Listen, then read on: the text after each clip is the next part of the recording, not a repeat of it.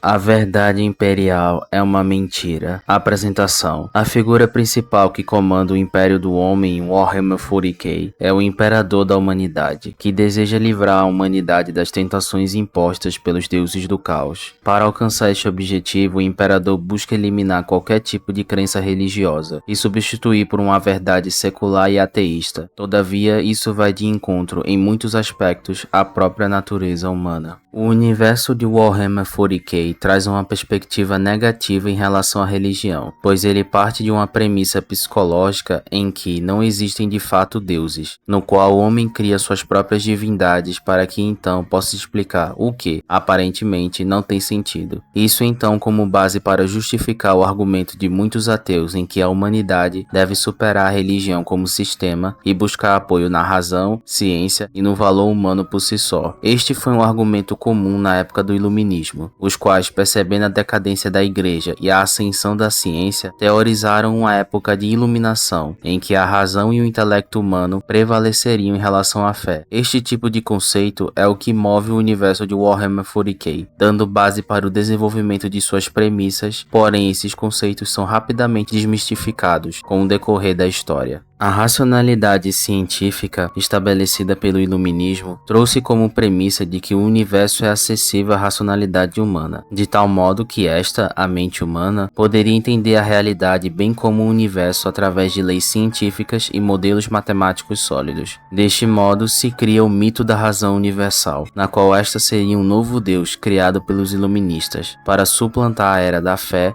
estabelecendo uma nova era de razão e conhecimento, sendo o auge e, ao mesmo tempo, queda deste modelo de pensamento, a Revolução Francesa, na qual se aproveitou dos ideais iluministas para destruir a monarquia da França, com Robespierre instaurando o culto à deusa razão. Todavia, o grande problema do iluminismo e de todos os seus adeptos e herdeiros de seus ideais foi que se equivocaram em considerar o homem somente um ser material e lógico, pois na ânsia de desconsiderar os mitos e religiões do passado, estes ignoraram a parte fundamental da representação da psique humana nestes, que seres humanos são seres lógicos, mas também seres emocionais, espirituais, ilógicos, românticos, transcendentais. Anular estas características em prol de uma única é ir contra a própria natureza humana e suas origens, porque tanto a razão, sentimento, psique estão submetidos a uma força maior, sendo esta a busca por propósito. A queda da razão. Desenvolver uma filosofia de mundo com a razão tendo seu foco é problemático, pois a razão é feita para ser um sistema de leis e ordens sólidos, em que, a partir disto, se possa explicar a realidade e os seus fundamentos.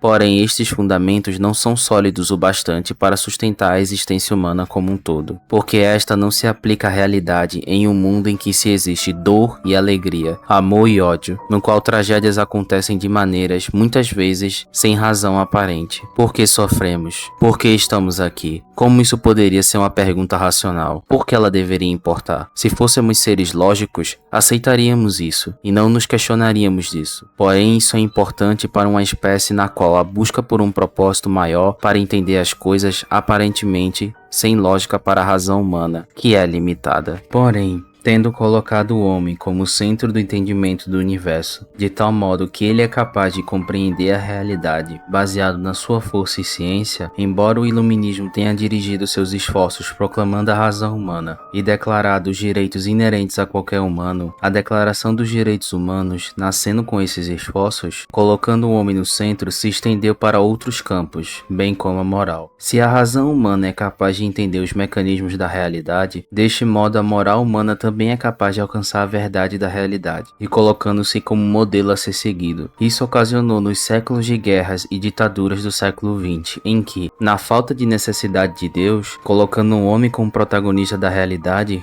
por isso, tendo o dever de fazer o mundo um lugar melhor, consertando do mundo as suas injustiças, fazendo com que as ditaduras do nazismo, fascismo, comunismo ganhassem poder para decidir os rumos do mundo. O imperador da humanidade é um personagem controverso, criado para representar a arrogância e tirania dos antigos ditadores do passado. Ele, como um ateu, busca erradicar qualquer sistema de crenças em divindades, substituindo estas pela verdade imperial, uma doutrina secular, na qual nega a existência de divindades divindades ou qualquer manifestação sobrenatural na galáxia, pois prega que a humanidade deve ser guiada pela razão científica humana, bem como pelo progresso. Porém, o próprio imperador utiliza de conceitos e formas de poder provenientes da religião para trazer a humanidade para a submissão, pois sua armadura dourada, sua grande cruzada, a acusação de heresia para qualquer um que ouse se opor à sua doutrina, os primarcas, são todos elementos utilizados pelos religiosos do passado, reafirmados pelo imperador. O imperador fez tudo isso para livrar a humanidade do caos. Porém, os deuses do caos são alimentados pela psique humana, na qual esta é, de muitas formas, algo mais emocional e espiritual do que propriamente algo científico, porque você pode utilizar métodos científicos para entender a mente humana, porém ela, em sua natureza, não funciona sob o mesmo padrão documentado pelo homem. Por isso, no final, todas as mortes que o imperador provocou em nome de boas intenções e nobres poderiam ser em vão, porque como você vai livrar a humanidade da própria